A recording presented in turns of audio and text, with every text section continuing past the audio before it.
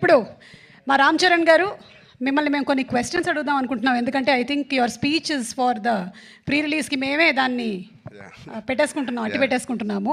కొన్ని questions అడగొచ్చా?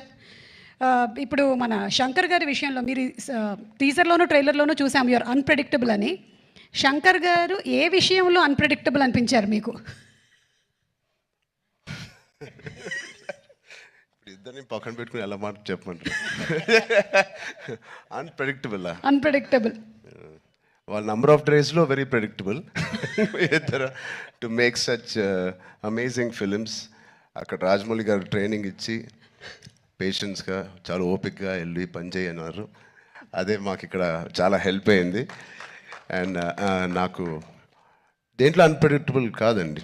Everything every day is one new unpredictable. ఇప్పుడు ప్రస్తుతానికి సాంగ్స్ అంటారా, మీరు ఎంత ప్రిడిక్ట్ చేసినా it is going to be into 10x. మీ ఇమాజినేషన్స్కి బియాండ్ ఉంటాయి.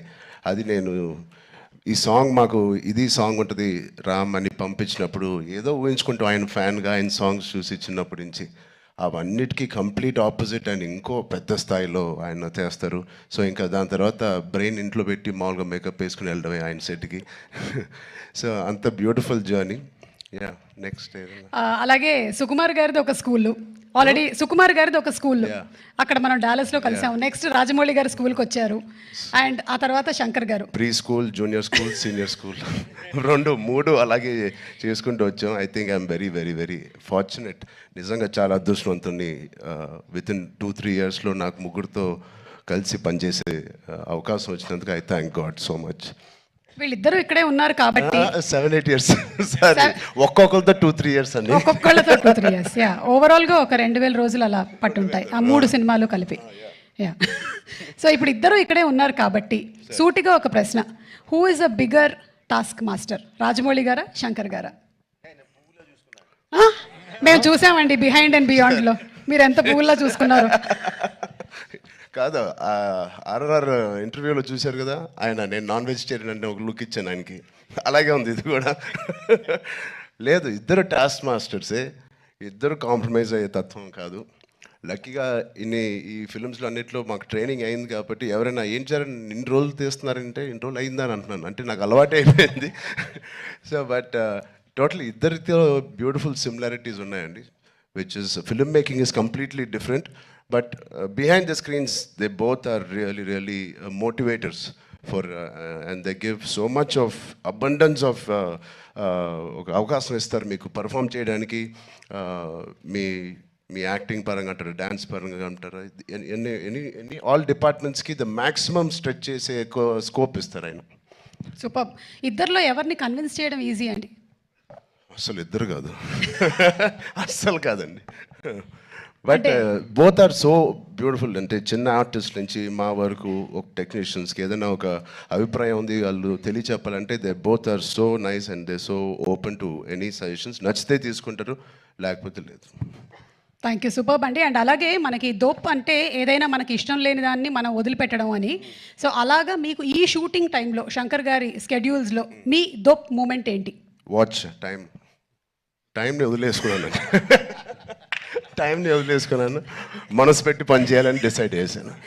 ఇది రాజమౌళి గారికి కూడా వర్తిస్తుంది అనుకుంటా. అండ్ అలాగే ఇందులో you're playing an honest IAS officer. మరి దానికి ఎలాంటి వర్క్ చేశారు? ఏమైనా ఎగ్జామ్స్ కూడా ప్రిపేర్ అయ్యారా? శంకర్ గారు, నేను చెప్పచ్చో లేదు, మీ ఫ్రెండ్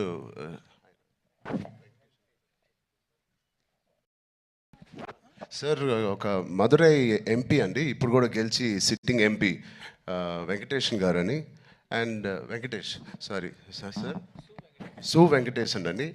అండ్ ఆయన లాంటి వాళ్ళు అండ్ ఇండియాలో చాలామంది ఒక నిజాయితీ గల ఆఫీసర్స్ అవనివ్వండి, పొలిటీషియన్స్ అవ్వండి, వీళ్ళందరూ ఆయన చాలా ఏళ్ళుగా ఇంటరాక్ట్ అయ్యి ఒక సీన్స్ కూడా కొన్ని వాళ్ళతో రాయించి రాజ్యాంగంలో ఎలా ఉంటుందో ఆ వర్డ్స్ కానీ అవి కానీ, సో వాళ్ళ ఉద్దేశాలు అవన్నీ వింటూ శంకర్ గారితో I think lot of it went in to my system.